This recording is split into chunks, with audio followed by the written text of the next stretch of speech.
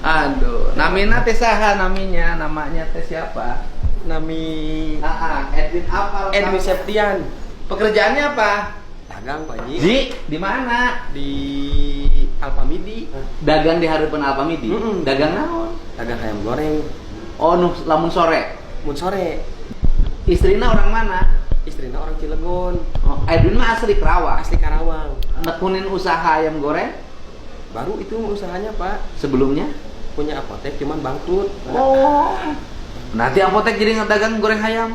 Enggak tuh Pak, bertahan hidup. Nggak ada pilihan ya? Nggak ada. Apotek kenapa bangkrut? Dari manajemennya kurang. Manajemen. Artinya dari sisi culture, lingkungan Edwin itu dari keluarga berada dong tadinya? Tadinya Pak, cuman karena kan orang tua tuh dua-duanya udah meninggal gitu. Terus ya ekonominya. Dulu bapak, ibu usahanya apa? Kalau ibu rumah tangga, Bapak? perawat. Edwin mulai sekolah? Sekolah Pak. Di Universitas Buana Perjuangan Karawang Pak, UBP. jurusan apa? Farmasi Pak. Oh, farmasi. Lulus lah? Lulus Pak. Makanya bisa buat apotek. Heeh. Karena manajemennya ya mismanagement, akhirnya bangkrut, akhirnya jadi ayam goreng. Ayam goreng Pak. Punya anak? Punya anak. Satu-satunya itu? Satu-satunya. Umur berapa? Baru lahir Pak. Oh, melahirkan. Sebelumnya itu dokter pendampingnya siapa? Pertama mah ke rumah sakit Dewisti, cuman kan pakai biaya mahal gitu Pak. Akhirnya diperiksa nama ke puskesmas. Gratis? Gratis Pak. Di puskesmasnya ada alat itunya? Ada. Alat untuk melihat janin? Ada. Jadi ketahuannya tuh di RSUD juga ada ari-ari yang nutupin jalan lahir gitu. Jadi emang pendarahan bakal pasti lebih condong pendarahan gitu. Sehingga ditindak. Pendarahannya sudah di rumah? Pertama pendarahan di rumah. Di rumah. Dibawa ke RSUD Usia kandungan 8 bulan. 8 bulan. Nah, di RSUD sekitar jam 1 malam ditindak.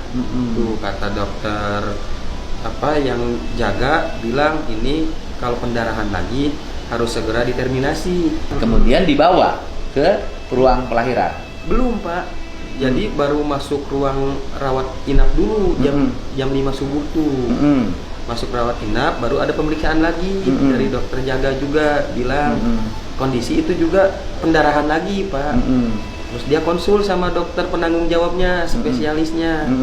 Akhirnya nunggu nggak ada kabar, jam 9 datang lagi, diperiksa lagi normal semua si janin tuh Pak. Yang mereka siapa yang jam 8? Dokter jaga juga. Oke, kata jam 9 periksa itu kata dokter umumnya kesimpulannya harus segera dilahirkan. Harus segera sama. Sudah 3 dokter. Dari mulai dokter malam yang terima, kemudian dokter yang pagi-pagi, sampai dokter yang jam 9. Semuanya merekomendasikan harus dilahirkan. Terus kejadian lagi jam 11 siang. Jam 11 siang tuh keluar darah sama keluar air ketuban, Pak. Nah, sampai jam 11 tuh belum dimasukin ke ruang. Belum. Akhirnya kan laporan, kata dokternya suruh laporan kan kalau misalkan terjadi pendarahan lagi. Akhirnya datanglah ke bidan, Bu, ini istri saya keluar darah lagi sama keluar air ketuban. Sabar atuh Pak, kan dioperasi. Oke. Itu jawabannya. Jadwal operasinya sudah ditentukan? Enggak, belum. Terus apa yang dilakukan oleh rumah sakit? Nah, dari situ ada salah satu dokter lagi yang datang bilang suruh puasa. Oke, persiapan operasi. Oke. Suruh puasa. Suruh puasa, dari itu udah nggak ada pemeriksaan lagi. Berarti kan penanganan operasi jalan dong? Jalan. Masuk ruang operasi. Masuk ruang operasi. Setelah masuk ruang operasi, langsung dibawa anak Pak. Ada dokternya, kan istri di biusnya nggak total, jadi masih ngedengar. Dikasih tahu, Bu, ini anaknya beratnya 1.600. Oke, berarti sudah melahirkan. Udah melahirkan. Melahirkannya sesar apa? Sesar, Pak. Kemudian dibawa ke ruangan bayi. Kemudian melihat si anak udah pakai ini Pak, yang alat dimasukin, terus dikasih tahu, Pak, ini anaknya kritis, beratnya 1.200. Oke. Jadi kritis itu disebabkan karena anak itu beratnya sangat kecil. Iya, katanya. Akhirnya tindakan apa yang dilakukan?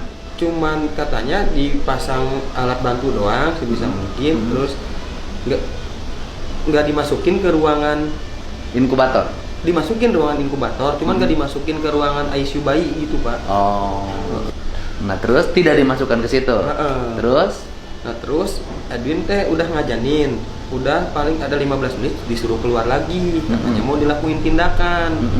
Nggak tahu ya Edwin tindakan apa gitu, suruh tanda tangan, gitu. Tanda tangan dijelasin, tanda tangannya udah keluar.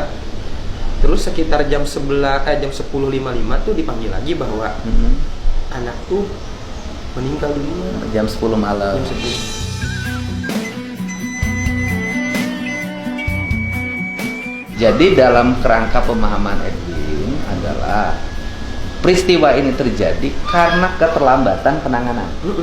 Ya itu Pak. Jadi berandai-andai ya, andai kata jam 12 itu sudah masuk ruang operasi, atau jam 11 sudah masuk ruang operasi, mungkin bayi itu tidak mengalami keterlambatan kelahiran. Iya.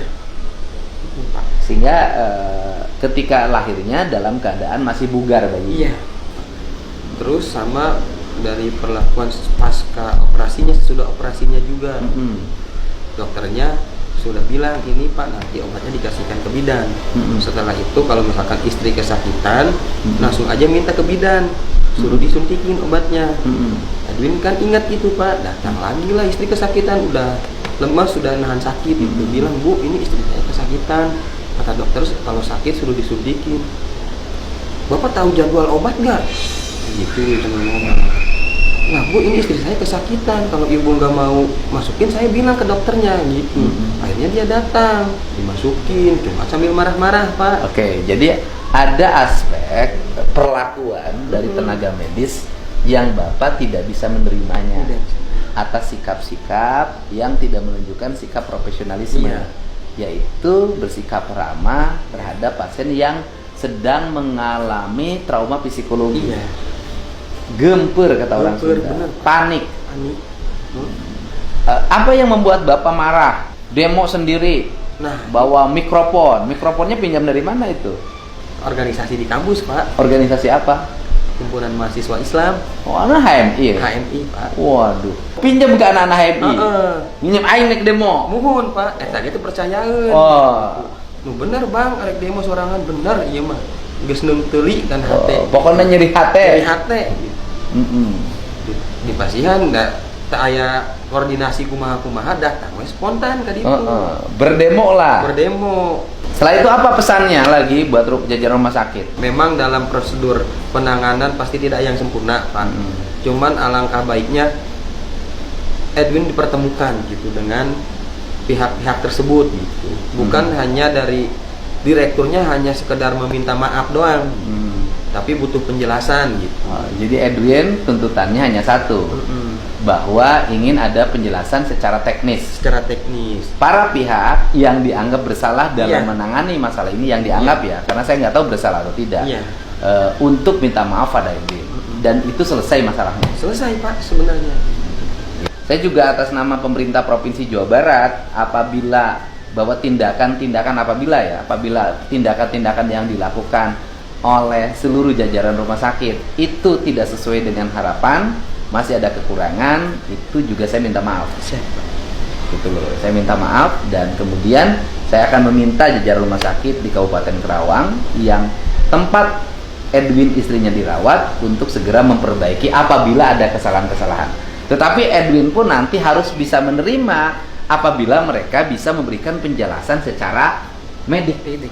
Gitu loh, bahwa ini tidak salah prosedur, ini memang SOP-nya begini, harus bisa menerima juga.